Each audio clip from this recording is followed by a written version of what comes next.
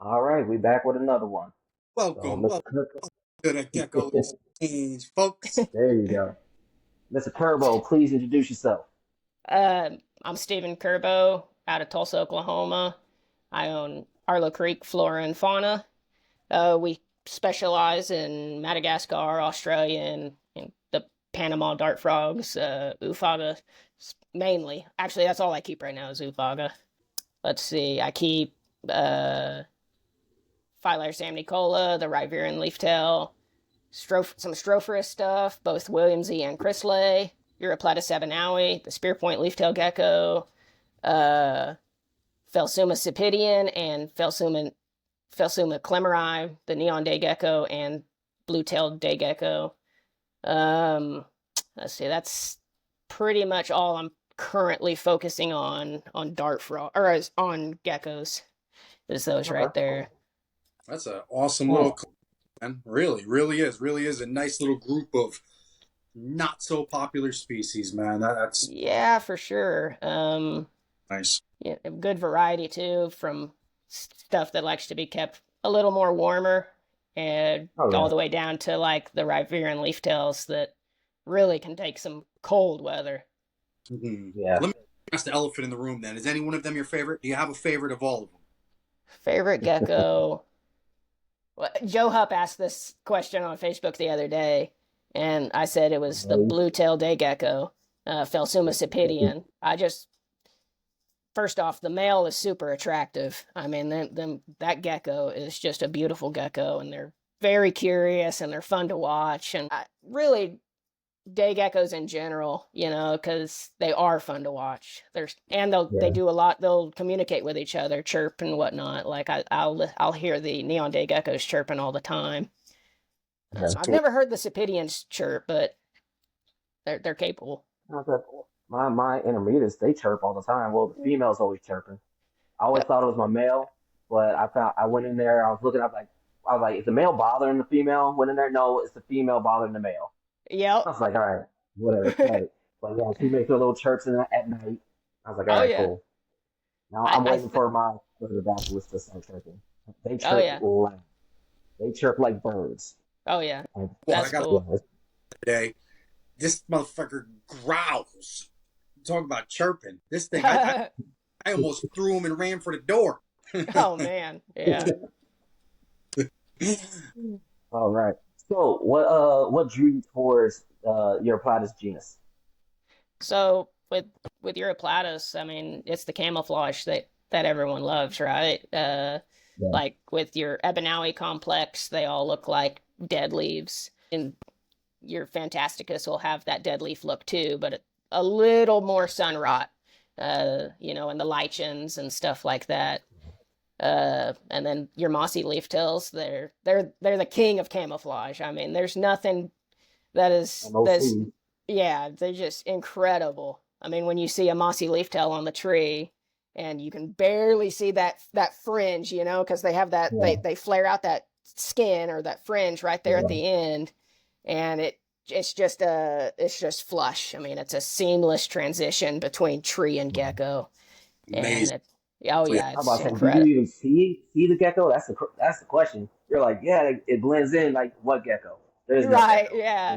I think if I was, herping in Madagascar versus, seeing a photo online, it definitely is not the same, right? So a Yeah. photo online, you can kind of tell, but I wonder how you they, know, in all honesty, like what technique are they using to find them when they go out there herping? Like you just shaking trees and seeing if one falls or something? yeah, yeah. There's no herping in the daytime for Europlatus, especially. Uh huh. They'll Yeah.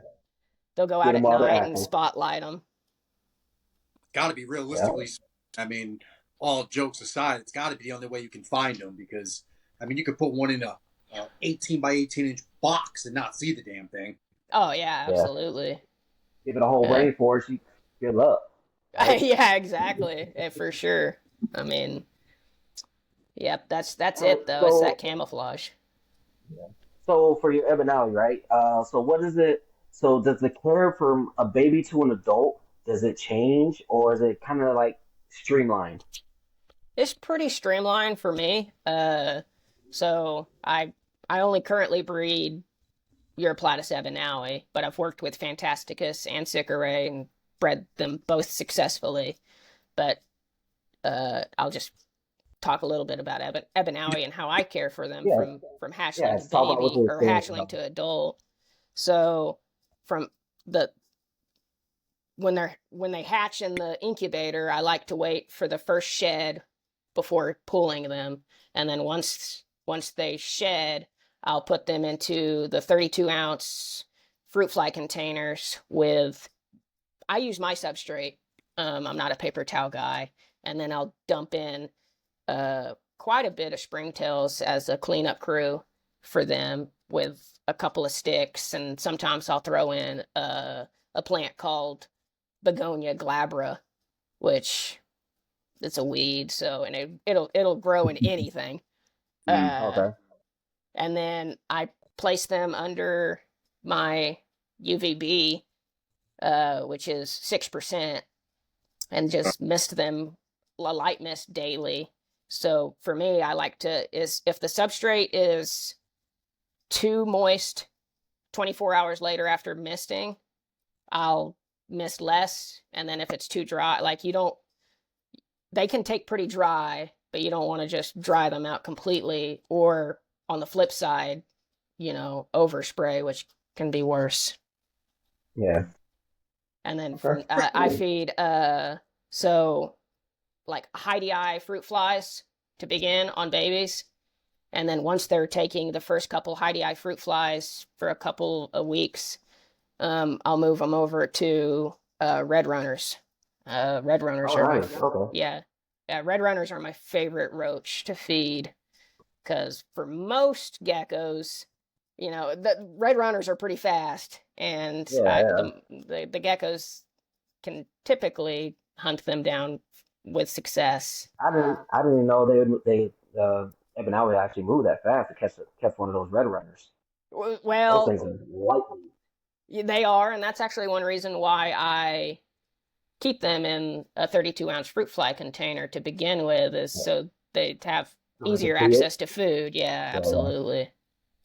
How much do Absolutely. these figure these guys when they hatch? Just for everyone out there that hears you keeping them in a fruit cup. People. How much do these guys weigh? Can you just give us like a just I've how never weighed a actually are? sorry. So I've never weighed a hatchling, but I mean, where's my finger? They'll sit right on top of your finger. I mean, they are insanely tiny. Mhm. Yeah, guys. So Yeah, he's Just like deli cup yeah, because just like my take care of him. He's keeping him in a deli cup because of how tiny these right. things are born. It's easier to take care of, easier to observe, watch, feed, and Absolutely. regulate the I things said involved. I do the same thing with my intermediates. I get those 32-ounce deli cups. Make sure there's a mesh on top. So Yep. I can get it because I put 12% UVB already on there. And like I said, yeah, it's just easier so you can focus on making sure they're getting their food, make sure you see Yep. them when they're pooping, all that good stuff. And then like once they grow, you go ahead and go to the next one. They don't stay in those things forever. They Now, No. feed. most people know that, but you never know, man. I've been seeing some stuff on the internet lately, and it's just so ignorant. It drives me nuts. Like someone Yeah. was Yeah.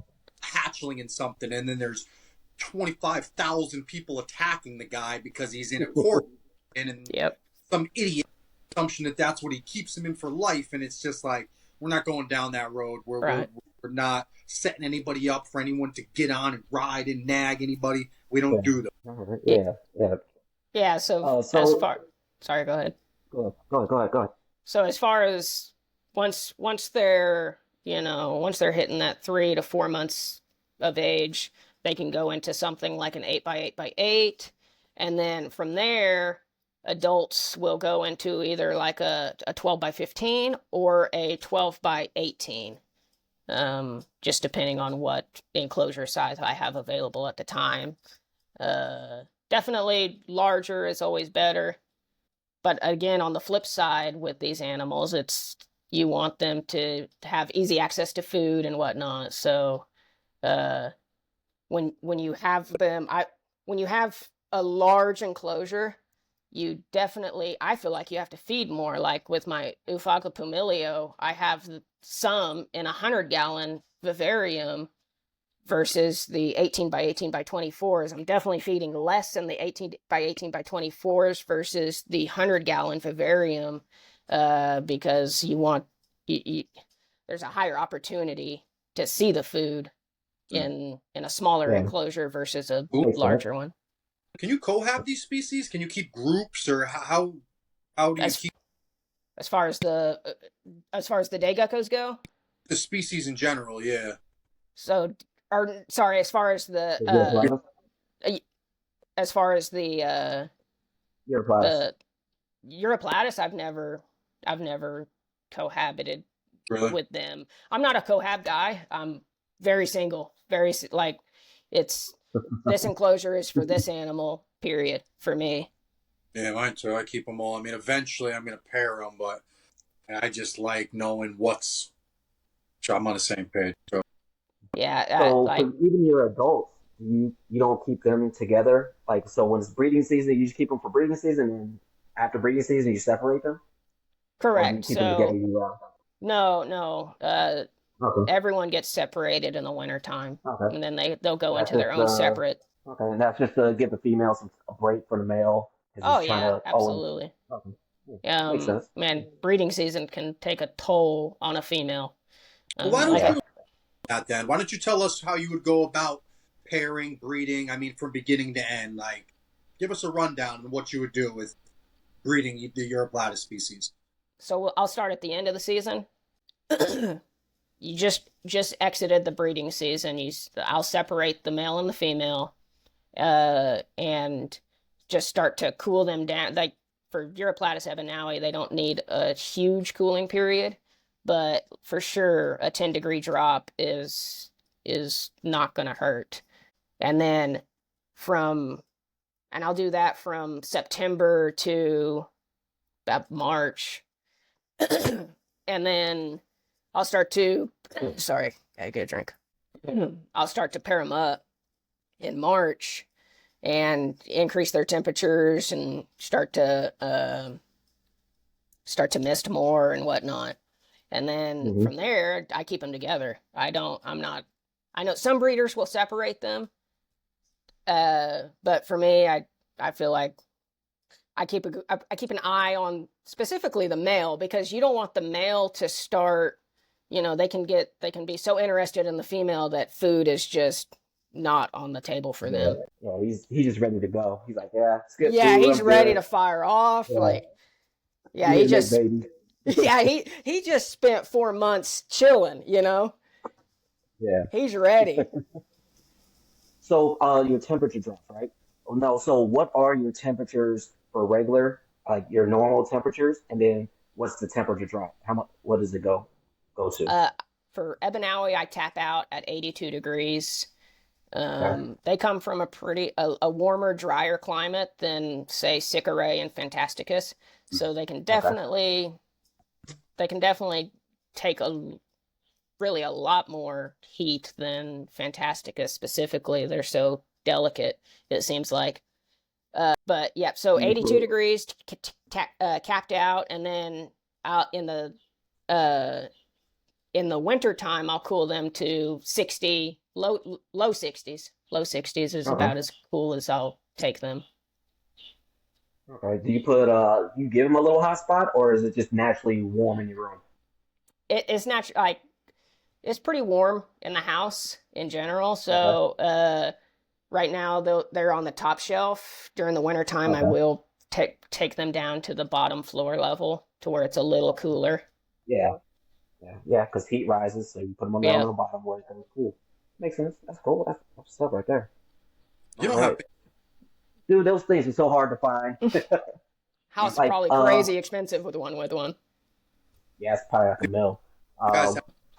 My folks had a tri-level, so I mean that I counted that as a basement, but it wasn't really a basement. It was like, so you had your main living room, then you had upstairs, we had a couple rooms, and then that bottom level was like it was like a man cave. It had like all this open area. Then it had another room down there as well, bathroom, laundry. So but it was like they call it a tri-level out here. They don't call it basements. A Uh-huh. tri-love. I've never heard that term before. Me neither. Me Yeah, neither. You guys West have Coast, man, West Coast. basements, right, Steve? You'd have like basements out there. We have a couple basements. There's Oh, basements really? are pretty rare actually here in Really? Tulsa. Yeah. Because of like tornadoes. Do you get a lot of tornadoes out there? Oh yeah. Yeah, Yeah. we're Tornado Alley, baby. So yeah, Interesting. just Yeah. no basement. Structures. I'm a carpenter by trade, so my head's always spinning, with different types of structures in different places. They're so different. They vary so different from state to state. That Yeah, they just do. Yeah, for sure. So, so you've kept the Sycamore, the Fantasticus, and the Ebanawi, right? Oh yeah. So for a beginner, what would you recommend? And then for like your experience, what would you think would be the more proper gecko for them to go ahead and try to work with? Ebanawi for sure. I mean, they're really the perfect beginner leaf tail as far as the Hmm. Madagascar leaf tails go, because they can take warmer temperatures, they can take drier climates, uh, and then their activity I think is a whole lot more enjoyable to watch at night versus something like Fantasticus. This is just Ebanawi is a little more active. um, Europe Ebanawi plat. can. Sorry, go ahead.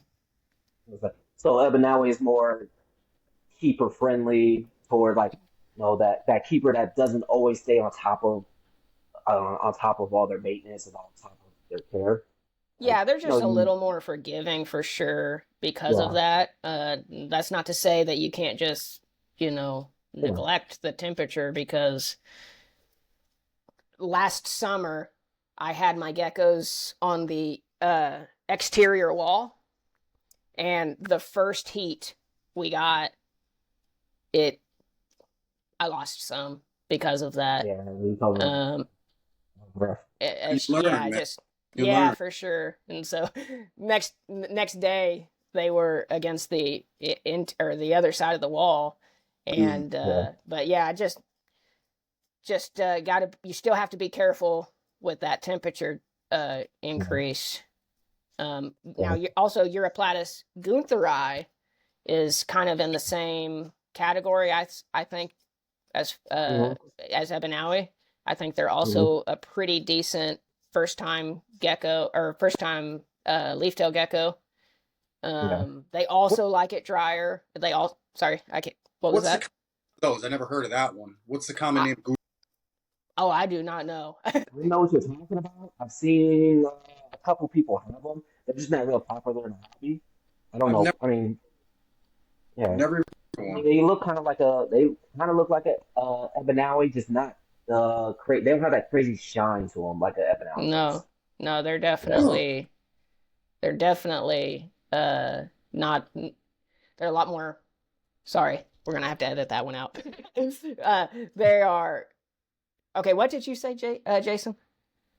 I said I don't think they don't have like that shine to them like an Ebanawi would, like how their scales look. They Yeah, look a little bit more duller. they do. Yep, they're Yeah. dry and warm too. Yeah. Europlatus lineatus too, as far Heard of them? Yeah. as yeah, Yeah. the lined leaf tail. As far they're the bamboo experts of Europlatus. Yeah. As far as keeping them goes, I would consider Europlatus lineatus as a candidate, but breeding them is not the same. Really? Yeah, they're Yeah. not as Okay. prolific. Pretty damn big too. I've seen some Yeah, they're huge. I mean, they are big geckos. Yeah. awesome. I've heard they had little toke attitudes, just a Yeah, oh little yeah, bit, not a lot. yeah. Yeah. And then as far as increased difficulty, I think Fantasticus is the pinnacle Yeah. of leaf tails. I mean, anybody who thinks of Europlatus or leaf tails, I think their mind automatically goes to the satanic leaf tail, and Yeah. I mean, rightfully so, right? It's one of the most beautiful geckos out there, They are. but difficult, or can be This is difficult. Yeah. because a lot of people, I think, let's face the facts. When people get into geckos, usually not your scenario. People will get into either a leopard gecko, a tokay gecko, or a crested gecko. Now, Right. people stare with these other species because they feel that they're too complicated or too elite or just too something, because those three that I just said are fairly easy to keep. But you just said the Abenawi are, as easy as you said. They have pretty much the same parameters as a tokay or a crested gecko in all actuality, and could probably take more of a temp drop than a tokay. It's good to hear these things from you. We don't, this is exactly what we're trying to do, is put the spotlight on some of these less known species and get rid of that fear. Get people out of their comfort zone. Let's get Right. people new species that they can keep. Right. That they do have the potential to keep. It's amazing that you're touching on these topics, Steve. It's again, I really appreciate you coming here and teaching us, man. This is I'm already, dude, in 20 minutes talking to you, bro. It's a pleasure being here, having a good time, but I couldn't agree with you more. There's so many, there's well, like crested geckos and leopard geckos, that's pretty much the two geckos that are most recommended. But as far as the other geckos go, there's so many geckos that fall into just as easy to keep, and they're just kind of tossed off to the side. Gateway geckos. That's what we're gonna call them. Gateway geckos. There Yeah. you go. Yeah. Loved it I like here. that. It here. So, someone in St. Louis, that's what they should call their business, is Gateway Geckos. There you go. I like that. So, when you're doing your vids, right? Do you use are you able to source plants from like Madagascar to put in there, or do you kind of go with what you like? I just go with what I like. I've never done a biotope. I'm sure it's Okay. possible, but I, philodendron micans is probably one of my favorites to put into Hmm. any vivarium. There's this I can't pronounce the species name, but there's this bell-shaped philodendron that it gets bell-shaped as an adult, but as a immature plant, it looks like any other philodendron leaf, heart-shaped leaf. But Really? it's really I really enjoy having those in my vivariums. Let's see, Begonia glabra. Now, if you're gonna put Begonia glabra in a vivarium, it should be the only plant because it will absolutely overtake anything. Really? I just took down an 80-gallon dart frog vivarium that I called Begonia Purgatory, or Begonia glabra Purgatory, and it was terrible, dude. I had like a $400 or $500 plant package in there a couple years ago, and this was 2020, right? So peak plant prices, they were going insane, and the glabra ended up just killing everything, just outcompeting it. Wow, Yeah, that's it's crazy. crazy, and it waxes and wanes in a large vivarium like that, and so you'll have the ugly stages. But I'm not somebody who over grooms their vivariums. I kind of like that wild look. But yeah, Okay. so philodendron micans, the philodendron bell shaped one. Let me look up the common name for that real quick. That's right. I keep a bunch of philodendrons too. Basic ones like I got some golden crocodiles and orange princesses, and all that crap. But See, you're all talking a different language to me right now. I know nothing about them. they're hardy plants, dude. I mean, and Yeah, not in such a small area could take the light. That's what kills them. Is certain things they grow under shade, full indirect light, I guess, if yeah. you will. I mean, so it's Yeah. complicated. People think it's a plant, just needs water and light. It's not even remotely close to it. I wish it was Yeah, that. yeah, yeah. I wish it was, because then I'd be good. 'Cause Yeah. Some anything some I've people had, have the I'm trying green to kill. some people have And the I don't green got that green thumbs. thumb. Right, yeah. Not this Um, guy. Uh-huh. it's funny. Like there's certain plants that I'm really good with, like Markgravia I'm really good with. And then people really struggle with that vining plant. And like my sister, she is the queen of arids. Like I'll give her, Really? yeah, I'll give her all my philodendrons once they get going, right? So she's got like philodendron verrucosum and gloriosum and the micans and that bell-shaped one that I was mentioning, and she's got that's all. I think that's all she has, but she just kills them every time. Not kills them, but like she does well with them. You know what I mean? And so, Yeah. yeah, I call her the the arid queen. That's awesome. Mm. They're Yeah, definitely pro, man. I commend whoever can pull them off. You know, they're well, once you get it, you get it. You know, if you keep Yeah. a bunch of plants from a bunch of different areas, like it's just, I guess, human nature. You try to water everything the same, and you can't do that. You know, and it's even No.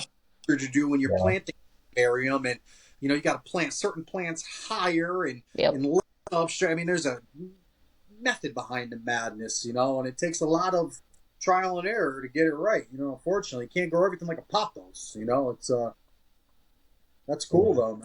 Yep. You Pothos. definitely have your experience, boy. We always talk about it. Me and Jason are always talking about it because there's really, I give the utmost respect to those guys because you're not just paying attention to an animal that you can hardly see. You're like worried about the health and well-being of these tiny little animals and a whole environment with it. It's not like it's just the one animal. Like you have to be on point with 30 different things: temps, humidities, pH levels, and this and that, and it's like a non-water All aquarium. life. What Yeah, it is. you're go ahead. You're maintaining that life that's inside that tank. And, It's a you know, crash some course. people can't do it. I know I Yeah. can't. You learn. Absolutely. I guess as far as keeping plants goes, one of the recommendations would be high water in, high water out. So they like, at least the plants I keep, they like high humidity with a good amount of airflow. A good amount. Okay.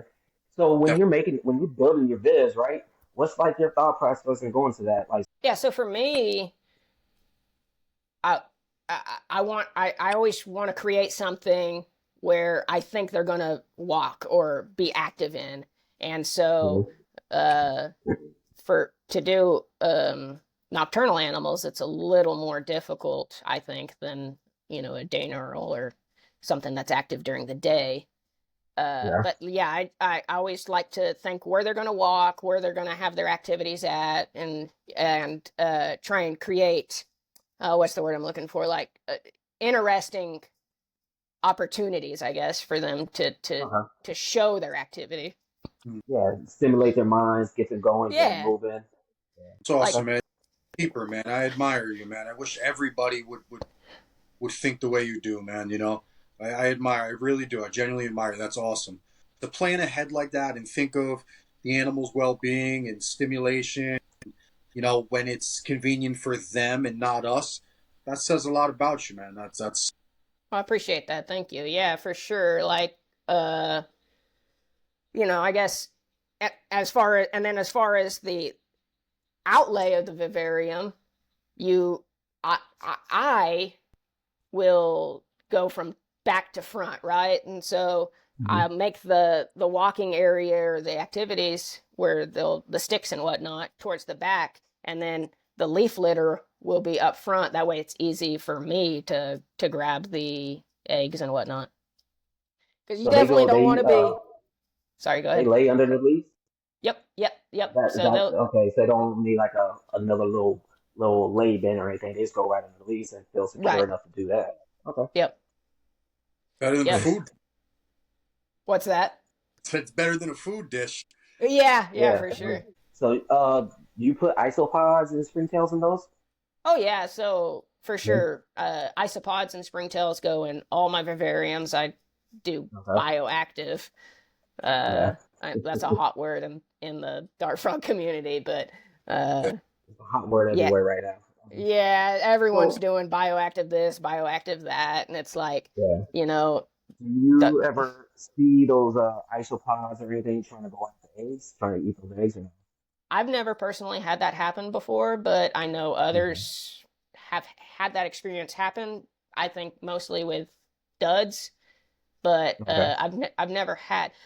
Wasn't it? Didn't Willie just post a Facebook post a couple days ago about the ants eating his eggs? That was Wally Turn. Yeah. Wally. Wally. Yeah, yeah. Well, that Yeah, was they a went duck. in. That was a He that went. was Those ants went into the incubator. That's totally different, I think. But yeah, I've never So had that happen. okay, because I've never actually heard it happening in the Ebonite world or in the European world. I've heard it in the Chihuahua world. So I was kind of wondering if it's the same thing. Are they really hard shelled, or are they really calcified eggs? Or are they pretty soft? Ebon I have pretty calcified eggs, but they are Uh-huh. thin. They are Yeah, thin. really delicate. Yes, yeah, Okay. but it is definitely a hard calcium egg. Not what can like Do they size do they wise? glue What them together? egg to like a size of a pea or a what for just some like it's something to compare to so people get an idea of how small one of those eggs actually is. yeah, so they're about the size of a marble, just Marble. your standard marble. Uh, and they do not glue them together. Okay. I've never had that happen. I'm not going to say it can't happen or it doesn't happen, but I've personally never had them glue them together. Yeah. Now, it just throw. I just asked that question because, like, the Chihuahuas, they semi-glue their eggs together. Like sometimes Yep. they're not glued together, and then sometimes they are, and then sometimes they like one of my Chihuahuas, they literally glued it to the side of the wall. I was like, "Are you kidding me?" Oh I was, yeah. yeah, I'm over here trying to get it off nice and slowly while she's trying to rip off my pinky. I'm like, "Come on, let Right, me help for you out sure. here." Yep. Absolutely. They'll always glue them in the worst spots. Yeah. I got a question for both of you guys. I've never had a species that lays, well, not yet, but like super calcified eggs. These other species like crested geckos and stuff, the eggs will actually expand as they Right. grow. The harder egg do a do they grow? I mean, do they expand? They do. Yeah. Mine. Yep. They Interesting. mine have literally doubled in size. Really? Yep. Okay. Yeah, ridiculously huge. I'm like, damn. Like, and because my Chihuahuas, because I got two different breeding sets right now, right? And they both are giving me different looking eggs. Like one's pretty long and oval. The other one's like not as long. It's almost circular, but not there. Almost footballish. And so they're giving me two different eggs right now. So I'm interested in seeing what's gonna hatch from them and why does it look like that. I have that with my crested geckos, though. I got one girl that lays these long football shaped eggs, and then Yeah, the other regular. Like I've noticed that with just the 12 groups of crested geckos I have, I've noticed yeah, there's such a yeah. variety of shapes of eggs, and I've never associated with any birth defects or anything with these species. No, But no, yeah. It was just interesting to me when I saw it. I'm like, okay, it's a little bit different, but you know, yeah, it is. That's cool. yeah. Huh. What was I about to say? All right, so for your place, um, what plants do you recommend for people to go ahead and start working with? Yeah, so I like I say, philodendron micans, young Mm-hmm. philodendron verrucosum. The mature ones get this hair, this hair on their stem, and would probably not put that in So a do you have to? Europlatus. Yeah. So would you have to take it out once it gets mature? Yeah, so you can basically clip it down to where it's always going to have that immature growth. Okay. Yeah, you can control it by clipping. Okay. Cool. I know You you Um, know, in a few different size enclosures, but what's your most commonly used size viv that you use for like an adult? What's your most common? Like 12 by what would 18. what is it? Yeah, 12 by 18. Really? 18. For a So single adult? for a what? For a single adult? For no, a pair. You do a pair and a 12 by 12 by 18 for sure. That's, Um, that's a pretty common size, man. Everything you're saying about yeah. these things, like I'm wondering why more people don't have them. Like they are Oh more man. lenient than a lot of the stuff that most people have. Your Yeah. Huas and even crested geckos. No more. That's why. Yeah, for sure. No, yeah, and their phenotypes are limited compared to something else that's in the Ebanawi complex, like Fantasticus. I feel like Fantasticus has so many more phenotypes than Ebanawi. What are Um, know any of them? In all honesty, what are a couple of phenotypes that these Ebanawi have, or even Fantasticus, or so Ebanawi. So the thing with Fantasticus is they have more of the sunburnt leaf looking spots, lichens. Uh, some of them are like almost pitch black. Some of them are cream and reds. But it's to me, it's that lichen and sunburnt leaf spot that Ebanawi, for some reason, don't have or struggle to have. You Now I think know that's there's some. because they were from like a drier place and they don't get black out? I don't know. I don't know the reason. I would something make genetic is causing them to not produce as much. Yeah.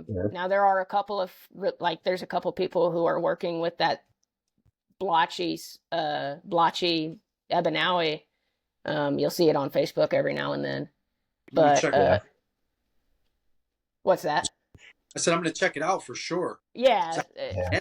Just the regular ones that I've seen. I mean, the Fantasticus, I've seen different colors. You know, like I've seen some orange ones. Cosmic Gecko, she makes some cool looking yeah, ones, colors and whatnot. But I've also seen the Sycari too. They have there's a few different phenotypes, right? Like I've seen ones with collars, and I've seen like a few different styles, if you will, of the Sycari Sakura. yeah. So with those mossy leaf tails, I feel like my buddy, or no, we're gonna have to edit that out. Because I can't think of his name right now. Okay, so yeah, You're I all called him good. my Just say your buddy. I buddy. called him my There you buddy. go. my, You my say the best guy I friend. know. This fella. Yeah. So what did you ask, Anthony? No, Mossy just leaf tails. Sycari, the different collars and the colors between the Sycari. Right. So the mossy leaf tails. There's blues, greens, and like a sunburnt lichen or Mm-hmm. lichen, and then yeah, they'll have that bar for, and I believe, I'm not 100% sure, but I think that is like a sexual morph thing, right? Oh, I don't know. I didn't know anything about them. I love them. I don't know how I don't Yeah. have Only thing them. I know for sexual Like, morphs, or like the Fantasticus, like you look at the teardrop, Yep, or you teardrop. look at look at their tails. Some of them have like little bites on them or something. They usually say those are the males. I heard that. That's the only thing. That's the only ones I've ever known for like sexual dimorphism. Yep. That's the So Fantastic, right? The Fantasticus yeah, will have in the tail for the males. So what about yeah. the one? So what about the Abanawi? Do those have any like sexual dimorphism? Is there any way you can sex them physically, or do you have to look for pores and do the same thing? No, they're pretty much sexable right out of the egg. Same Really? thing with, yeah. So Wow. it's I get that Ebanawi complex. They'll all do the teardrop. The males will have a notched tail versus a female that'll have a more smoother tail. And that's not to say that a female can't have a notched tail, Yeah. because they absolutely can. Okay. And then along their body, the males will be more spiky versus a female that's going to have a more smoother or no spikes at all. That's Okay. awesome. And again, I cannot explain how much you've taught me in this conversation, dude. Like I knew none of this, man. Well, And honestly, I feel like I'm Well, like a huge majority of these people out here, dude. Like I'm not that I can't afford them, right? But I felt intimidated all the yeah. things I don't know because it's that hard to get information or to talk to anybody that's had these things. And for those reasons alone, I've never even thought about getting some of these species because the information is just not that available, man. And this is again, man. I'm gonna take things away from this conversation, dude, that is probably gonna lead to a fight with me and my wife because I'm gonna come home with a fucking boxing. For sure. For sure. Well, That's it will stay in your room, so you should be fine. You just have to move out some crutches. yeah. Put them Yeah, down. I'd definitely move them. Just move out some crutches. You put those in there. She won't even know. You'll be good. Yeah. Yeah, But absolutely. so do you? So you said you use 6%. What Arcadia? Yeah, Arcadia is my Yeah. brand. I love You Arcadia. you ever see them basking? Are they? Do they like to open bass, or are they like cryptic with their basking? I've seen open basking before, but a lot of it is cryptic. I mean, there are a lot of cryptic Yeah. basking. Yeah. It's putting out put it out a foot or Right. something, or put the Yeah, tail out, get some UVB in, and so they're out. absolutely. All right. What do you Yeah. do for your plants? Do you use like an LED grow light, or what type of lighting do you use? Full spectrum, obviously. Yeah, so just 6500K is fine. I'll use the T5s, big T5 guys. I don't love LED, and that Mm. stems from my reefing experience because it And causes there, crazy shadowing, right? So that's something you don't get with the T5 is is the shadowing. So nice. Okay. it's just an enveloping light. Mm. Gotcha. Okay. So who do you use for your plant lights? Uh, I just order them from Pangea. They have Okay. their yep, just a standard T5 with a fixture. Okay. And yeah, I think they're like $48 for a 48-inch off Pangea. So those are the Yeah. ones I use. So you can hang it Okay. and do enclosures under them. Yep, exactly. So actually, the way I do it is, I use a standard 48 by 72 by whatever baker's rack, and I put the lights underneath the next shelf. So it, Yeah. That's what except I for do the, too. yep, except for Yeah, the very top ones, they have to be elevated nice. or none at all. That's Just cool. no vivariums up on the top shelf. All Good right. storage. Cool. What's What's that? that? I said it makes for good storage. Yeah, it Yeah. does. Yeah, exactly. So, if you don't have a anything on the top shelf, you can put like for me fruit flies or a feeding container. Do Um you breed your own flies? Do you grow your yeah. own Oh things? yeah, it's so much more cheaper to breed your own fruit flies than it is to buy them. Now, sometimes I'll have like a mite crash and have to get a new culture going. And that's only happened a couple times though, and that's due to me not making a new culture soon enough. Yeah. That's So yeah. you said you use the high eyes. Are those Yep. ones bigger than the Malagasys, or Yep. is it vice Yep. versa? Okay. Yep, they are. All right. Quite a Cool. bit larger. Quite a bit. What other foods Uh, can you offer an adult Ebenali? Like what do you feed them like a mix like you would a new cow gecko? Do they eat? Explain to us like your feeding rituals, if you will, for these guys. Yeah, so I'm just a bug guy. I just feed mine bugs. Now I think Joe Hupp feeds his Pangea or Rapashi. I've personally never given I think mine he's like once a month. It's a treat. once a month. Yeah. He said all of his chocolate, even his toke, he will give it once a month as a treat. I've Okay. tried that with I've tried it with my OA doors, and they've taken it. So Oh, it's it's good like to know. okay, It's good to know that they'll take yeah, it. I've yeah, tried it with my Strophoris and they haven't, so it's good to yeah. know. That's really Yeah, somebody else. but so yeah, I'm a bug guy, so red runners, dubias, crickets. You do snails? Yeah, so actually, it's funny you say that. Yeah, it's kind of there's a symbiotic relationship between my dart frog vivariums and my geckos because I'll just harvest the snails right out of the dart frog Oh wow. vivariums. Yeah. Okay. That's So all. do you have to purge them beforehand, or they're just already good to go since they've been in your biz already? Yeah, they live in my vivariums and there's nothing in there that, you Okay. know, Yeah, so I just let them have it. That's just Get the that's like a snails. good food boost. Where do you get your Where do I get my snails from? yeah They like just the one pop. to your vivariums? Where'd you originally get them from? They just hitchhikers. I mean, Really? yeah. I want them. I want to put them in my enclosure, man. But Yeah. I'm on eBay looking like, where do I buy land snails? And all I keep finding is these giant land snails. I'm like, I don't Right. want some like these little cool things, like in your fish tank enclosure or something. But that's awesome. I want to put them in there, man. And my bioactives, dude. I got earthworms. I mean, I put the whole 9 yards in there, man. I don't prune. I let the leaves die and the Oh things yeah. eat. I mean, I let the whole thing happen, man. And all I'm missing is snails and some slugs. I've gotten centipedes or little millipedes that I guess were hitchhikers that came in. I mean, I just let them run amok. Right. Yeah. And that's what I do with the mealworms. Put them in there. I put them in the Chihuahua enclosures.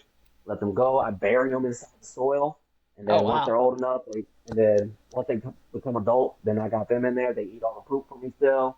Cause the Chihuahuas don't mess with the beetle. Once they go to beetle form, they don't touch them. No, they They just don't.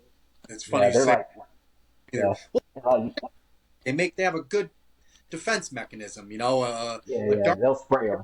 pretty Yeah, pungent smell. So I can only yeah, imagine because all of my enclosures from superworms that escape. There's probably literally 2 or 3 darkling beetles in every one, and I go through yeah. when I'm eggs and I start harvesting superworms, and then I start feeding them back to them. I mean, it's like the never-ending circle. Yeah, Yep. yeah, and that's all I do. I just control that population. Once I start seeing like 4 or 5 in one enclosure of the beetles, I was like, all right, let's take 3 of y'all out, and you guys are going outside. And then because otherwise they start just running amok and going everywhere. It's like, all right, geckos are Ever, like, yo, y'all you get this controlled now. Like, all right, got you. never had one eat an egg. I've never lost an egg. I mean, I've Yeah, been doing it for 2, 3 years now, breeding these particular species, and I've been using superworms the whole time. Had my eggs and had my breeders laying in bioactives the whole time. I have yeah. never once lost a single egg to a superworm, to a an isopod. To I've never had a bug mess with a live fertile egg. No. Just Yeah. Yeah. I mean, maybe So most of the bugs I got, they'll eat that Pangea before they even think about eating anything else. Mm. I take my dirty cups and I throw them in Yep. my roach colony. Man, you can't Yeah, wash the damn things as clean as a Right. bug. yeah, It's yeah. That's true. Cause they'll come in like, especially when I got like these big cups. They're like this big, so I'll pour it in there. That thing comes back clean. It's like, all right, cool. I just take like old that peanut butter jar cups, use those. works, man, and it's all. I mean, not that money's an issue per se, but it's why not utilize everything, right? I mean, why Yeah. throw Yeah, it out feeding a life that's getting ready to go and support another life? I mean, it's yep. yeah, Yeah. you're not gonna get this out of me. No, for sure. There's a lot of good stuff in Pangea and Rapashi both that the bugs can definitely benefit from. It's balanced. It's Oh yeah. more balanced meal than feeding them an apple or a carrot or anything like that. True. It's just there's really no way So, around it. Again, that goes into your lizards. So I'd rather feed a dubia roach that's gut loaded on Pangea than a banana. I mean, let's be honest. I mean, Right. Yep. so speaking of that, do you I mean, I'm sure you gut load your all your insects. What is like your little gut load formula, or what's your little routine for that? So all the roaches have the water crystals and whatnot, and then I have the Pangea. I think it's pig. Um, that's Okay. just their standard food. And then for gut loading, I'll do like bee pollen and the bananas, the carrot. I love doing carrots and anything with high red or high orange coloration, get some carotenoids in there. And then for like the dubias, after you feed the carrot, they are red. I mean, they are red under their Oh yeah, bellies. You definitely yeah. You see can that. look, yeah. You look at a cricket, all that it's just orange right in the belly. Oh I'm like, yeah. damn, yeah. So I got to Yep. be happy because of one of my shots. Because no, you get crickets from shots. You look at them, they don't look like they've been eaten. But one of the Mm-hmm. shops I do go to, you could tell that he's feeding his stuff because I could see all the orange in their belly. It's like, Yep. good, you're feeding them some carrots and stuff. Okay, cool. Oh yeah, for But sure. Yeah, like so carrots. In the fall, I really enjoyed feeding pumpkins. Pumpkins is actually one uh, of my favorite things to feed. I've never done that. I should too. Why would I never think of that? That's Oh all. yeah, That's hmm. pumpkin like all the squashes, yeah, Mm. bell I've peppers. always heard squash is good. Peppers too. Bell peppers, really? Oh yeah, bell peppers, even jalapenos. Boy, that's awesome, dude. I never really thought about it. I grow those things in my garden most of the time. Bell peppers, jalapenos. I mean, Oh yeah, awesome. Yeah, you and might as well get to the bugs. oh yeah, I have like 3 or 4 mulberry trees on our property, Wow, and yeah, really? oh Nice. yeah, and during the Do you get springtime, silkworms? huh? You get silkworms? No, not recently. Not recently. We No. haven't. No, but during the springtime, I'll harvest a bunch of berries and feed the roaches those berries. So That's awesome. They're great for a lot of things, man. I know guys that go carp fishing with mulberries, man. I've Like, heard that. it's awesome, dude. That's cool. I've heard that. And One of my, then, to be honest, foods that my not my lychees love the mulberry madness from Rapashi. It's a oh, okay. big hit with these guys. Yeah, I've never used any of their the short run stuff, but I've Yeah. heard it's Yeah, pretty good. The coffee for me has always been hit or miss. Like sometimes they'll go for that cherry bomb, or sometimes they go for the pineapple express. my thing But love yeah, they literally kind all of the way. tend to go for Pangea. Or I've had um, good luck with the chewy fettuccine off Leaf and Lychees. Yeah, I've because Yeah, he heard makes his that one. own. Yeah, he makes his own batters, Oh, and he okay. sells them. So he has like he has chewy fettuccine. He has Funny name. another one specifically for lychees, and one specifically for freshies, and I think one specifically for gargoyles. They're all Hmm, specific to their diet. So like hmm. uh, Chihuahuas, I think it has more protein than most of them. Um, Makes that's sense. a Yeah, I think like the crested one is a little bit more sweeter. I forgot what the lychee one had, but he sells them. I picked one up when I was at Tinley. I just wanted to try it, and like the geckos just demolished it. Oh yeah, that's good. Have Yeah, you tried that new stuff? The what's that new company that's out there that's like forcing Lugardi. Lagarde? Yeah, you guys. Yeah, yeah, yeah. Yeah, he sent me a free package, and they, yeah, it was. I think probably about 75% of them took it, so it was Really? pretty good. Yeah, they off the first time they 75% probably took it. The second time it went up probably like 80%. By the time I finished it out, they were cleaning their dishes mostly. Do you have anything that eats mixed, Steve, other than your cresteds? Do you have? I know you said you didn't give it to the leaf tails, but do you have anything that you would give like mixed to? What about Yeah. your? So You got a whole bunch of day geckos, right? They eat mixed, yep. right? So the day geckos, yep, they'll get it a couple times a week. And then cricket or bugs the other feedings. So I feed almost every other day. Sometimes every day, I sometimes do. every third day. Just I do. depends on Yeah, how busy life gets. Mm. Everything gets misted though. Uh, that's something that See, I that's will not. I try to explain this thing to people all the time, but famine is a common stress in nature, right? Like if you were to feed 5 days in a row and then not feed for 2 or 3, it's a very natural occurrence. I mean, let's Oh be yeah. realistic here. It's a healthy stress. Yep. Trying to yeah, explain that to a group or something to just yeah. But yeah. I uh, mean, reptiles have a much slower metabolism, so they Sure. don't need to eat every single day. And that's why, like even like you said, in the wild, no, they're opportunistic. So they try to find Absolutely. some food. They might not find nothing for a couple days, you know, Absolutely. but they've learned how to survive like that, which Absolutely. Yep. makes me love them even more. Oh yeah, for sure. Yeah, there's Yeah, nothing quite like watching a gecko hunt for its food, I think that's yeah, so yeah. cool. I love that predatory instinct. Like you don't get to see that with your dogs now because we bred them. Not, I mean, you can, but people will I look feed my down at dogs you. raw. Like you'll see some people like, "What are you doing?" Like it's a squirrel. Sorry, no, it is what it Right. is. Yeah. but you don't really get to see them do it all the time, right? It's not Right. an all the time thing like you do with the reptiles, where Right. you can throw something live in there and you can see them hunt it down. Oh yeah. Oh, Yeah, Talk, but it's really man, cool to watch. very cool.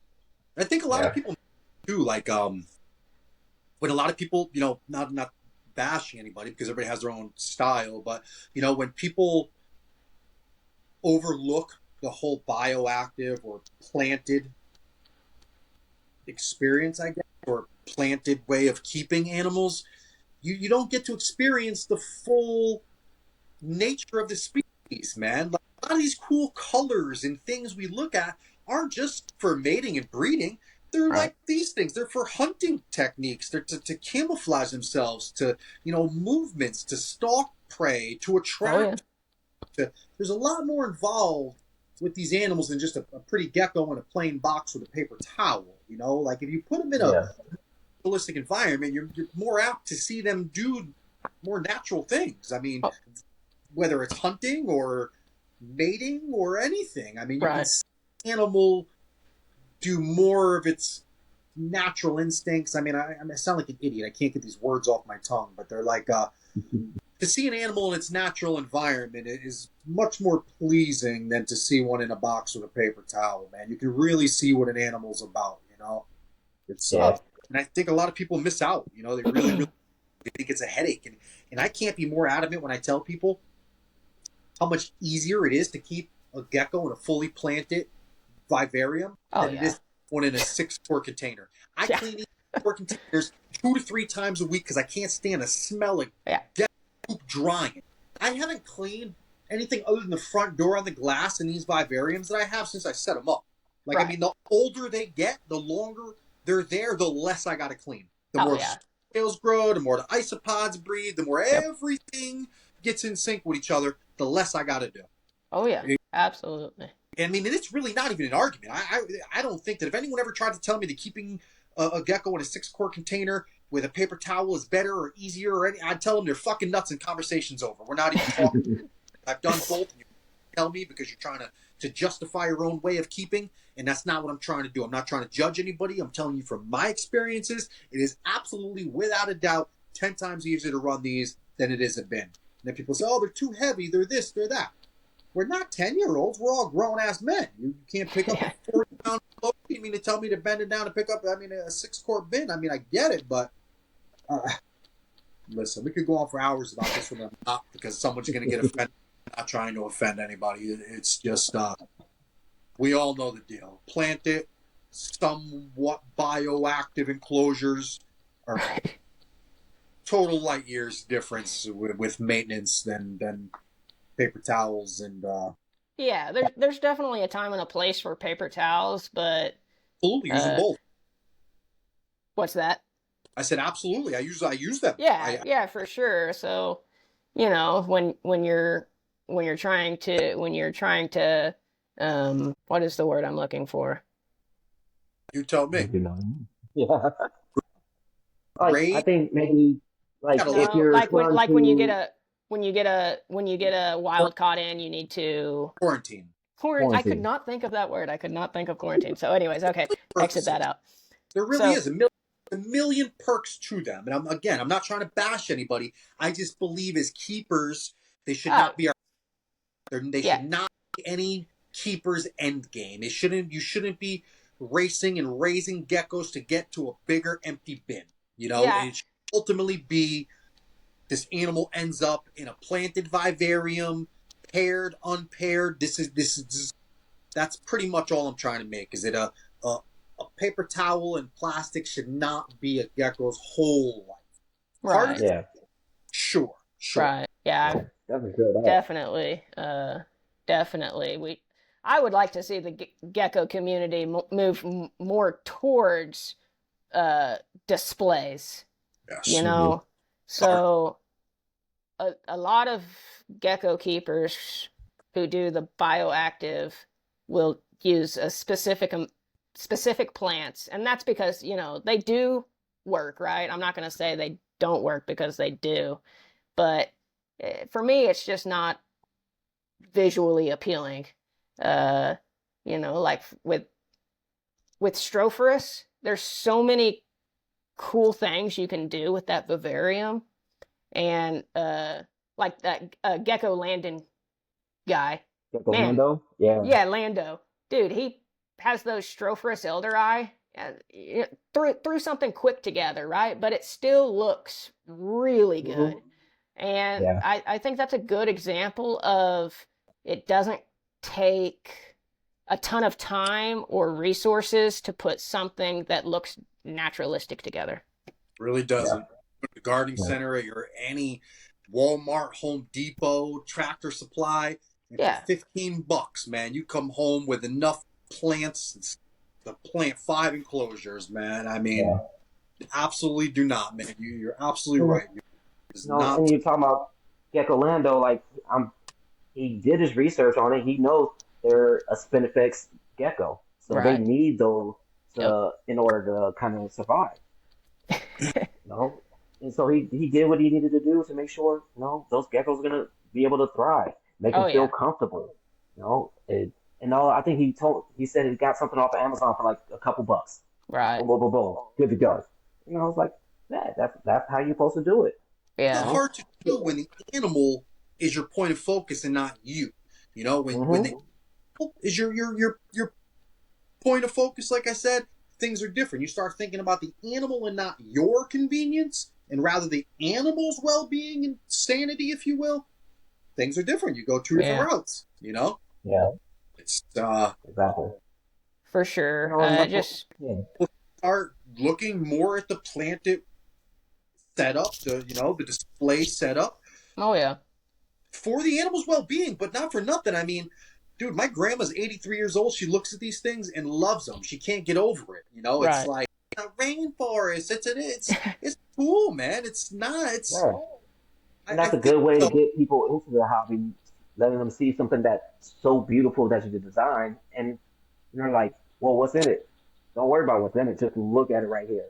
Look at all these plants. Look how Yep. everything's flourishing, and then you know what? Something might pop out. It is what it is, though. Like you said, no. Instead of investing $20,000 into a gecko and put them into a bin, right?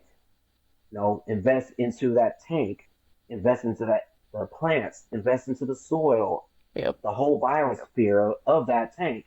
Then put a gecko that you might like in there, or not might like, but it's not a $20,000 gecko. It could be a Right. $20 gecko, and Right. it will look amazing just because of the whole biosphere that you have that's going on in there. That's Right. why I Yeah. admire the Dart Frog guys so much. I feel like a lot of them have a lot of similarities with the aquarium world. Like those guys will literally build a vivarium and start it and cycle it and grow it before they even think about what species of frog they're going to throw in there, man. Like, how do you not admire that? Like, that's so badass. Like, they Yeah. make sure the plants are rooted and this is growing and the carbon dioxide and oxygen are at the right levels, and Right. then like, well, I think I might go with this species. And look at any big dart frog keeper; they probably got more empty vivariums that are growing, like getting ready for frogs, than they do with ones with frogs in them. Like they keep these things set up for months before they even put frogs in them, dude. Yeah. For sure. It's So very, very. when you're doing yours, you like because I remember you're always like, look, I'm about to get these. So do you do that? Do you already get everything started before you even buy the frogs? Oh yeah. Absolutely. So the biggest deal, because I use a product called Dry Lock. I want that dry Okay. lock to I want the fumes to burn off, right? And so Yeah. you don't want it to be fumy. And when you spray that dry lock, you want to make sure that it stops foaming. So it takes a little rinsing to get it to stop foaming. And but Hmm. once it's fully cured, you're ready to fire off on whatever you want to put in there. So Yeah. I've done it both ways. I've waited to put my animals in, and I've also put them in the day it was it was ready to go, right? Hmm. And um, for geckos, there's probably a bigger benefit to waiting as to get that cleanup crew to a good population, right? Get them established. Yep. With dart frogs, that's not as big of an issue because most of them can't eat the isopods, and you should, if you're a serious dart frog keeper, have plenty of springtails on hand to just toss in there, once a month or so, which is what I do. Okay. A lot What, pretty often. what's that? Do the dart frogs eat a lot of your cleanup crew on you? Like the Oh yeah, so the dart frogs will eat the springtails for sure. And then the froglets, that's what I feed until they're ready to take fruit flies. Awesome. Okay. Do you have any go-to species? Like, do you use a specific type of springtail and isopod? Do you use like tropical whites or Yeah, what do you just your standard. Just your standard. The person I get them from is Josh Yates, and he does this calcium, the calcium the calcium media, and man, they just blow up. I mean, they just blow up. Yeah, every other day I'll put like a active yeast or something, or fish flakes or whatnot in there, and then they'll eat it. But yeah, I mean, they produce fat. They For do. me, and They they blow up, man. Yeah. Never even tried to produce. I went when I started these things with these fancy like isopods. The papayas and the panda kings and the like all these cubaris species.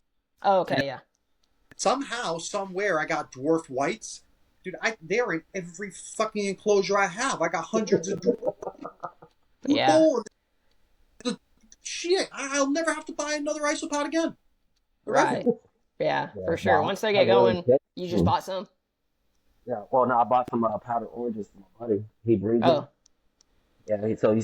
He hit me up with like a 60 count for like $20. I was like, all right, pretty because good. I'm using them for my Cervicales because I want them to start getting that foraging instinct going. So if they see something moving underneath the ground and start digging, I want to start seeing that.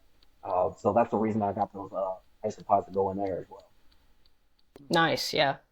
A lot of guys use them for feeders, though, man. Too. They're Yep, multi-purpose. for sure. For a lot of the smaller species, like even your day geckos. I'm sure. Do you pull the babies out of your day geckos, or do you leave them in the enclosures? So I've not successfully bred Cepidians yet, but Cepidians, they're egg gluers, and so they're gonna hatch inside the enclosure. But as far as non-egg gluers like neon day gecko and the giant day gecko, I yank them out. Yeah. Oh, Would you? they don't glue their eggs? Mm-mm. No, I did not know that. I thought all no, day geckos glue eggs. That's no. crazy. I didn't even know that. Yeah, the giant day geckos they like to lay their eggs inside the snake plant or the mother tongue or whatever you want to call it. There's a bunch of names for it. But Sans- what's that? Sansevierias. Oh yeah, yeah. And then the neon day geckos will typically, for me at least, lay inside sorry, not inside the bromeliad, inside the bamboo. Nice. Cool. Very, Cool. very cool. So, what do you So, feed your hatchling day geckos? Do you have a go-to? Are they small enough? Like, would they eat fruit flies too? Is that what they eat right out of the egg? What's Yeah, your so go-to bug for your hatchling day geckos? for neon day geckos, Phelsuma climeri, it's Heidii, and then uh Rapashi or Pangea. Oh, I'm really? impressed about it. Yep. And then the giant day geckos are big enough to take baby red runners.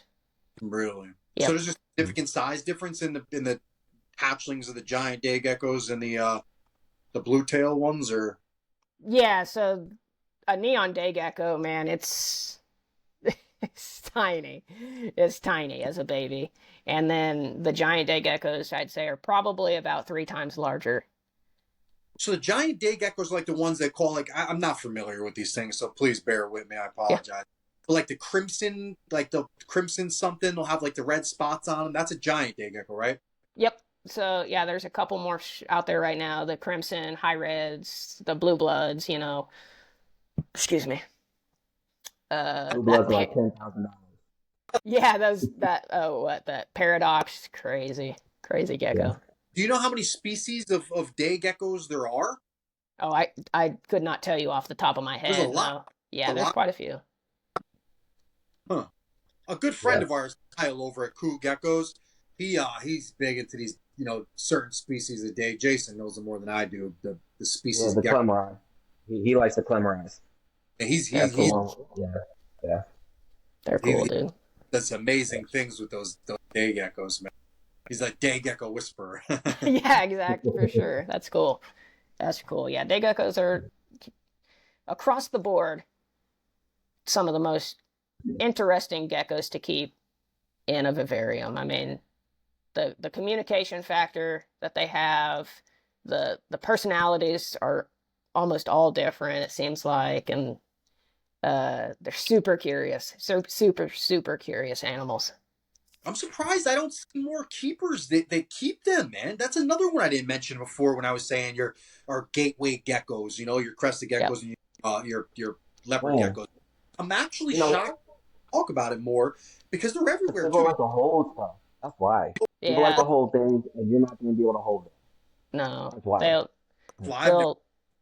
I ain't Yeah. gonna lie, Yeah. I forgot because it was just one of those things you can't hold. So I was kind of like, I'm in my gecko's business too much. Like, not that Right. I No.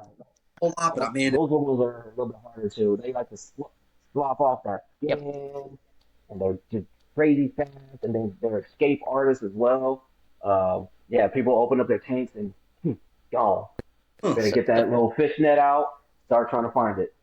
so the fastest gecko I've ever seen in person, whenever I was working over at John Boone's, was Phelsuma sunburgi. Uh, Oh, it was really? like Okay. it was like watching somebody ice skate. I mean, it was unreal how fast these animals are.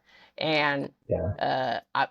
I've been told, I've never seen them in person, but I've been told like Phelsuma inexpectata make them look slow. Mhm. I don't know Yeah. what either. Sounds cool. Well, I know the first one, but I said no. Gay geckos are just ridiculously fast. They Like are. there's some that will flow up and start getting used to you, but you you always gotta keep your guard up with them because once you put that guard down, they're out. Yeah. Oh yeah. Oh yeah, for sure. I mean, like a second, third, fourth gear, it seems like they'll grab and just woo, Yeah, yeah. They go from gear gone. one to gear four within a second. Oh It's yeah, crazy. it is Interesting, man. nuts.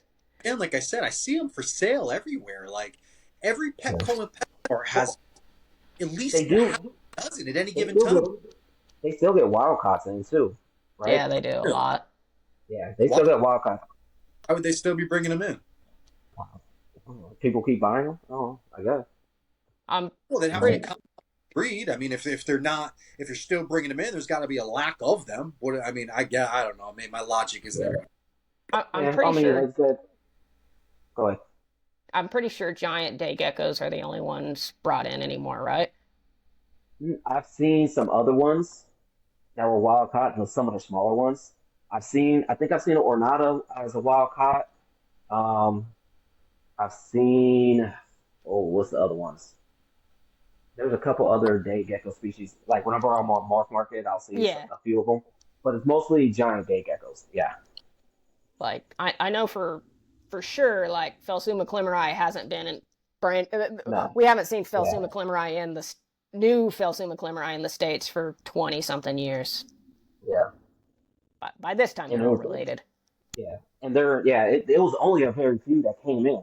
I think because I was listening to an interview with Joe Hub, and I think he Can said you hear it? it was probably like 5 to 10 that came in, Yeah. or no, was it a 2.1? It was something crazy. It was, Or yeah, like, something small. yeah, very small. So like maybe three geckos or I don't know, something like that. But yeah, we have all these geckos now, all these clemorize around, all sharing Yep. the same blood. Oh So yeah. Yeah. Which one's the Clemeri? What's the common name? Which one is that? A neon day gecko. the Yep. Or yeah, yellowhead day gecko. it's the Where are ones they? that They're from Madagascar. They are. Yep. Are there any species of day gecko? Are all day geckos from Madagascar? mm-mm. No, you have some from Africa, Okay. Yeah. like a Dallas Rinzai. Um, I mean, you do have. I think there's some day geckos. Oh, there's a Hawaiian version of the Latakata, Philosoma Latakata, right? Yep. Yep. Yeah, The Sounds- they high come from blues. Hawaii. Yep. Yeah, They're not native though. They're not native. no, they're invasive, but they Yeah. live there now. But yeah, there's a few day gecko species that are not just Madagascar. They're Africa. Um, I'll have to look up more, but I think like uh, there's some from Morocco, right? That's in Africa. Yeah, I think yeah, that's the ones I'm ready to talk about. What are the ones that Frank Payne keeps? Those crazy looking blue ones. They're solid blue. those Those are those come from from Africa. Tanzania. Yeah, Chance. or yeah, Tanzania. Yeah. What's the scientific name for those? Uh, Oh, lot. Lygodactylus williamsi, I What is think. that? It is. Williamsi. I remember it now. See, I'll know if I hear people talking, I'll get it. But when you start talking about 5 different ones, I'm like, Yeah, for sure. Yeah. that's So right now, or yeah, we can say right now, right? So as far as projects or even just the community itself, what got you, pretty excited? Like, do you see something that's happening? Like, do you see changes that are getting you like excited about where the reptile hobby's going? Yeah, for sure. So one of the fun things I think that I love seeing is more and more people are keeping their animals in a more display form. So uh Gondwanda Geckos on Mm-hmm. Instagram, and I Yeah. think he's on Facebook now. The dude is putting out some of the coolest gecko vivariums out there. I mean, he has Salturus and Stropherus and all sorts. The chameleon gecko, the Oh, Australian chameleon Crocodile? gecko. Yep, Yeah, yep. Crocodile. Carphodactylus levis, and just putting out some really cool vivariums, and it's visual appeal first, and then really the animal Yeah. second. I feel like for that situation, not that the animal is second, but you know what I mean. Like the display You want to is put taken into equal thought into that animal to that vid, right? Yep, Not just for be sure. the animal is your first thing and then the whole vid is just a second thought. Yeah, You want that's to be balanced, right? absolutely. So you know, I think having a living room display is something that's cool, right? And so Mm-hmm. it's a conversation piece, and especially if, when friends or family come in that aren't that aren't directly involved with anything like that. They maybe have never seen something like that before, and that's their first introduction to reptiles. You Yeah. definitely want anybody's first introduction really to be, wowed. You want to be you want to be a positive introduction. Yeah. So what do you think is the best? Like, well, I mean, I think dark claws are probably one of the best ones to be showing off because they will Oh come up front. You will yeah. be able to see them. But as far as geckos or any other reptile, what do you think is probably a good one to have as a showpiece? Gecko. Oh yeah, for sure. Day geckos are really Gecko? cool. Yeah, you can do like cool palm trees inside their vivariums. They'll Yeah. do as long as you don't have the spiky bromeliads. They'll chill in those. Um, Okay. there's some bromeliads that have like a serrated edge, and you don't want that in a day gecko, for sure. But I think Salturus is up there as far as a display animal. Phalaris for sure. Stropherus, I think, are criminally underrated as far as display animals go. You can do so many It's cool just that things with. arid thing. Yeah, It's arid for hard sure. to get plants into an arid environment. That's Yeah. I'm still trying to work on that one. But like I said, I'm horrible with plants, but goal would be to have a dope bioactive arid setup for chauffeurs. Oh I yeah. want For But so bad so I can plant the thing, right? Like I yeah. got yeah, crazy thing in my head, man, with succulents and seagrasses. Dude, I could, yeah. man, listen, I could I just only imagine want build for one of those no, things. yeah. And I just want to make sure, like when I do it, I want to try to find, if I'm able to find native plants of Australia, and be able to go ahead and put them in there. You know That what would I be mean? It would cool. make it, yeah. It's just trying to find that stuff. Yeah, sourcing that stuff out. yeah, Same thing with my Cervibacillus. Like what my plan is, because they come from the forests of India, so okay, definitely I can do a nice bioactive, nice planted, but I want to find plants that are native to India, so I can have it all in there and make it look like it's part of that region, and not just put random plants in there and be like, well, that's from Brazil, that's from this place, that's from this place. I want it all to be India, and then like say same thing. I want all Australia. right, yeah, like a biotope Yeah, yeah, for each region. I yeah. respect that for sure. It's cool. Yeah, Really, Yeah. there's Make it there's a guy source. on there's a guy on Instagram that likes to do dart frog biotopes, roofings ranitomea. He does some pretty cool stuff. that's awesome. He's a ranitomea only guy, and so Mm-hmm. yeah, he'll do some biotopes for them. Yeah, You don't see cool. biotopes very often in either side of the herpetoculture community, I don't think. Like He's for rep sorry, what's try. that? It's not exactly easy. Like I No. No. myself, like I love that. Like it's what drives me as I hunt down plants from specific regions. Right? Oh yeah. There's certain things that you just can't replicate. A lot of these things live in giant trees. You can't take a giant tree from New Caledonia and put it in these things. I mean, Right. No. Yeah. I hear you. Yeah, you gotta kind of adapt to, or you gotta make something in a 20 by mm, 20 by 20 work. You know. Yeah. substitute to adjust. So I look for similar plants. Right. Like a lot of those things live in fern trees. It's not that easy to grow a fern tree in an enclosure. These things have 14-inch fronds on them. But the idea, I Yeah. guess, could visually replicate something that looks Yeah. similar, kind of. Close to as possible. I use a lot of Nepenthes. I use, carnivorous plants in a lot of Okay. my enclosures, for gnat control, really. But Oh yeah, that's actually a good idea. Caledonia, there's not the species I use, but there's absolutely carnivorous plants in New Caledonia. Palm Right. Yeah. tree, parlor palms, because they grow small and I can fit them in an enclosure. Oh I yeah.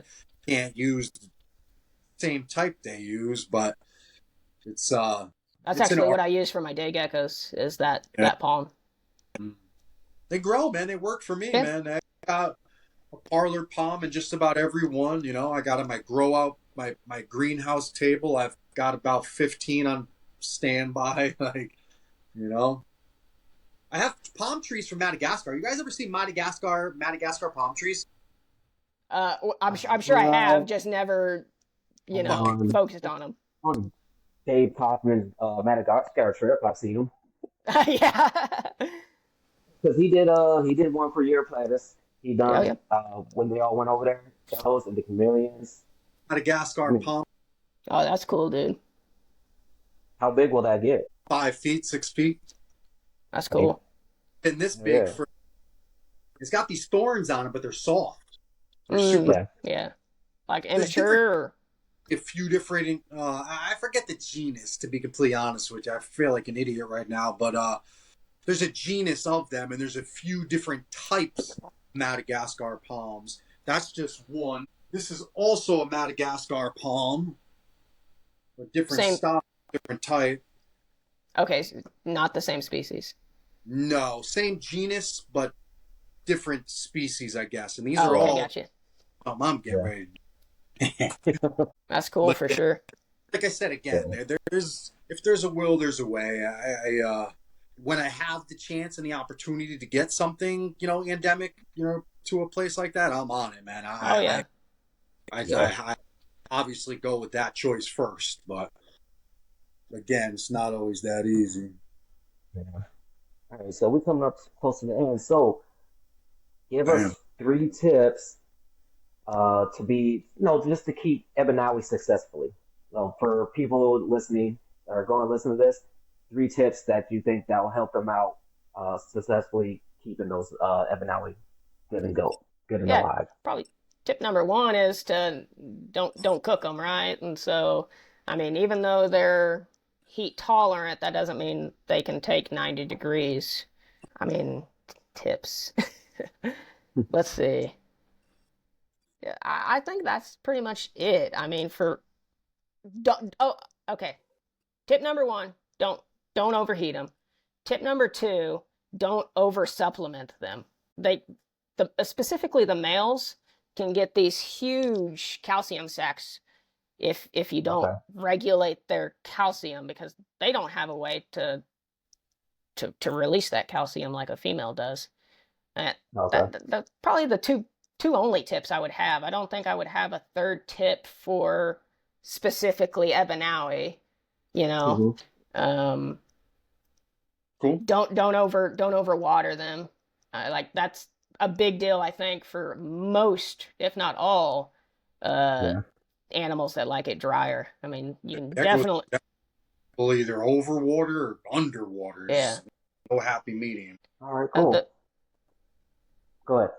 no, that's it. I would say, where can everybody find you? At Harlow Creek, on I think Facebook and Instagram is both my ats. Harlow Creek, Flora and Fauna, but the ats are Harlow Creek. Okay. Cool. Appreciate that. Well, that, like I said, this was a great conversation talking about some Europlatus. We even got a little day gecko talk, some dark frog talk. Oh yeah. We definitely, I definitely want to have you on for some dark frog talk. I just got up my dark frog game, so I know what we're talking about. Yeah, Yeah. And for then, like I said, sure. got those fire lures and Nicolas that are about to just start dropping eggs, and you Oh know yeah, you're gonna have some eggs. So we're gonna definitely talk about some Aussie leaf-tailed geckos. Because I mean, like I said, two leaf-tailed geckos, two different continents. No, oh but yeah, no, they're kind of the same, but they're kind of not. So I'm yeah, sure for people sure. want to know about them as well. Yeah, they definitely have similarities and differences. Yeah. Um, Well, just like we were for talking about sure. before, like Eurodactyloides and Chauffeurs, they have their similarities where they both squirt the tail stuff out their tails, right? So I Absolutely. definitely want to talk about those filers when you get start popping some eggs out. Oh yeah, man, So, those things are sweet. Those things are really yeah, cool so geckos. we can talk about the how to take care of them from a baby to an adult, All and right, hopefully yeah. people enjoy that and want to be inspired to get things that are not our common stuff. What's the common pets in the hobby? Right. Leopard geckos, cresteds, Crusteds, bearded fat dragons, tails. fat tails, ball pythons. No, we want people to look look at other avenues. Like, yeah, that, like you said, Anthony, that's a gateway gecko, those are gateway Yep. animals, but let that thing go to another place. Start researching, start looking at other animals. Like they said, if you're an arboreal person, you start with cresties, then you start moving your way over to Madagascar, get us some day geckos, and from day geckos, you're going to Euryclides. Or if you're like myself, I went from I did have some crested guards, and I went from that to chihuahuas, but then I branched out to arid arboreals as well with the chauffeurs. I I liked the arid arboreal geckos more. They I seem agree. to be more out and about than the tropical ones, but they're all different. But I like them all. Oh yeah, for Um, sure. any last words, Ant? You don't want the last words from me. I could talk. Because it won't be a last word. It was a pleasure having you. Thank you for So having many me. Thank things you. that I absolutely not forget. And I appreciate that. I appreciate you teaching all of our listeners and followers, and not just me, because I think in this brief conversation that you've at very least broadened people's horizons with the Ebanawi alone. Letting people know that their parameters and the range of said parameters has probably made quite a few people a little more confident in stepping out on that limb and trying something new out of their wheelhouse, man. And I will love to have you back again, like I said, to talk about more of these species you have. And again, man, I can't thank you enough, man. I admire what you're doing and how you're keeping them and how you keep the animals' well-being and mental stimulation before your own. I appreciate Oh, that. Thank you. dude, I really, really look forward to continuing this conversation with you, man. I again can't thank you enough for your time and helping teach people. I know that it can be nerve wracking to get on here Oh, and, for and sure. step out on that limb for other people is a very selfless thing, man. And the hobby needs more people like you. And I Definitely. Yeah. would appreciate having you back on to continue this conversation, Steve. Absolutely. Next time, let's talk dart Really, frogs. it's Yeah. really a Thank you. Thank you for having me. I really appreciate it. Absolutely. It's a pleasure being on and had a lot of fun and good talks. And it's always good to talk geckos. I mean, there's never a bad day to talk absolute geckos. Right.